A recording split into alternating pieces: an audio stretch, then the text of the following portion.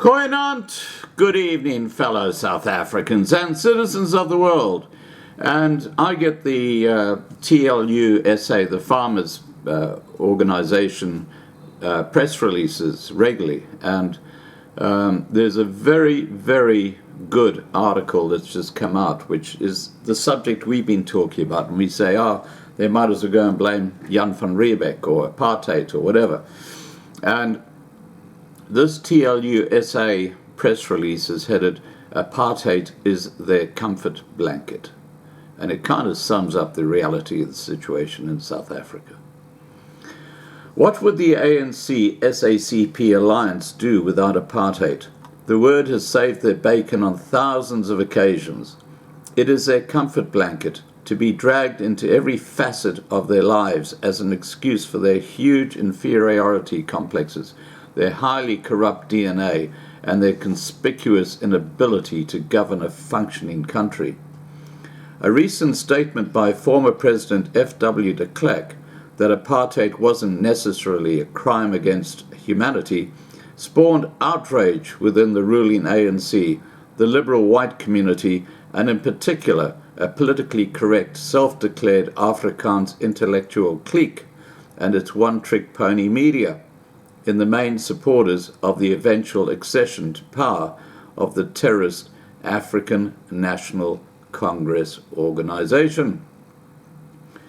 A cursory scrutiny of the Afrikaans media at the time of the previous regime's crossing of the Rubicon reveals a propaganda campaign crafted to demonize apartheid and to convince Afrikaners in particular that a new multi-party power-sharing democracy would deliver the peace and prosperity they craved. The world would be South Africa's oyster, but nowhere in the pre-ANC government period did this dedicated media inform white South Africa of the destructive chaos that would emerge in the aftermath of the abolition of apartheid. As a result of the sanctimonious barrage of disgust at Mr. de Klerk's heretical remarks, the former president capitulated and apologized for his pronouncements. However, he was right. Apartheid was not a crime against humanity. The ANC's parrot-styled mantra that the world had condemned apartheid is false.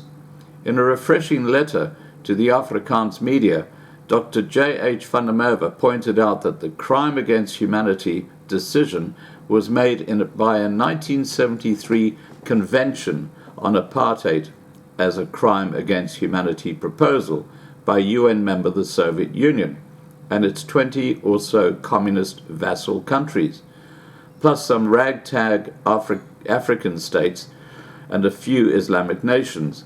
None of these signatures even resembled a democracy. Ironically, the originator of the convention, the Soviet Union, was responsible for millions of deaths in wars, purges, and starvation.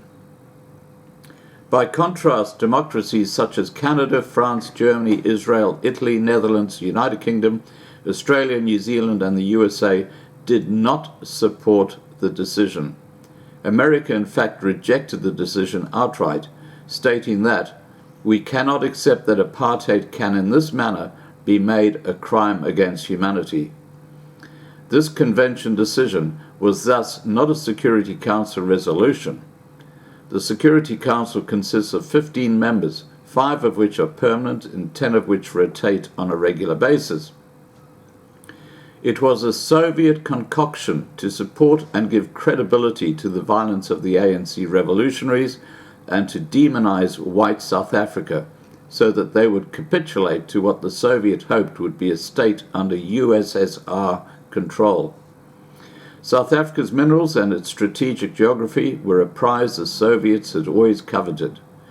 Declared Dr. van der Merwe, this convention's decision, by its very nature, carried no international legal weight or authority, which former President Thabo Mbeki declared was the case. The convention decision had thus no moral or legal backing whatsoever. One had to only look at the signatories' human rights records. But the concoction worked, and South Africa was laid bare, a whipping boy to be castigated forever by the do-nothings of the world and a gleeful ANC who couldn't grow a potato, never mind head a responsible government. What was the alternative? In all the noise and chatter, nobody has asked what was apartheid's alternative. Has anyone put the question to the chorus of agonistas and hair-shirt hand-wringers apologizing for apartheid ad nauseum? The reason for apartheid's creation as a modus vivendi for South Africa's disparate races to try and live together became submerged in the waves of propaganda directed against white South Africa for their treatment of their black fellow citizens. In fact, were it not for apartheid, black South Africans would today be in the same boat as their compatriots north of the Limpopo, some crushed by dictatorships, others living on a few dollars a day.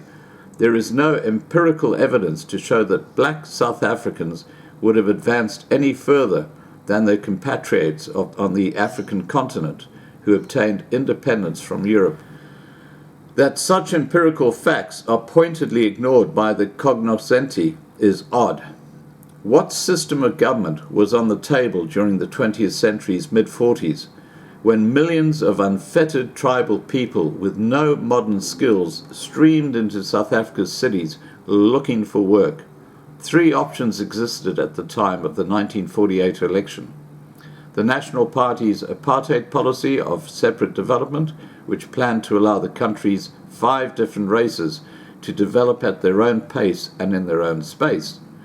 The United Party's qualified franchise policy, where nobody actually specified who would do the qualifying, and a third alternative, mooted by some contemporary black political parties, a one-man, one-vote election and black majority rule. Those who now see with daunting clarity where this third option has now landed us will have to acknowledge that apartheid was really the only option at that time, whether it offended some delicate attitudes or not. Sometimes the best option is not the most popular one or the most moral one, but it's the only one. Imagine a Jacob Zuma, Kwame Nkrumah government in South Africa 50 years earlier. Apartheid gave the white 1948 government the breathing space to create one of the world's most prosperous countries. Modern infrastructure such as Eskom, Iscor, Denel, Transnet, Sasol, nuclear facilities, and the world's most sophisticated mining technology was established. Roads, schools, hospitals, universities, a huge industrial complex, and an efficient commercial farming sector all mushroomed during the peak years of apartheid. Moving on to the current debate. In a country which boasts a purported free press, the current apartheid debate has been quite a phenomenon. In order to appear objective, a few letters were printed outlining some measured explanation of why apartheid was introduced, with some letters casting aspersions on the status of the UN as a moral arbiter of national behavior. These opinions were met with an even greater barrage of apartheid detractors, ranging from the breastbeaters to the guilty moralists and those who believe that a destroyed South Africa under the ANC must be endured rather than admit they have very good reason for the introduction of apartheid. In fact, apartheid gave the black people of South Africa everything they have now. The ANC gave South Africa nothing, except violence, corruption, and destruction. Why not focus one's most moral disgust on them? Media emphasis is virtually always on the horrors of apartheid. What about the ANC's revolutionary horror? The Truth and Reconciliation Commission had a field day demonizing and castigating white policemen and others who tried to contain the ANC and UDF killings, intimidation and human burnings in the streets of South Africa.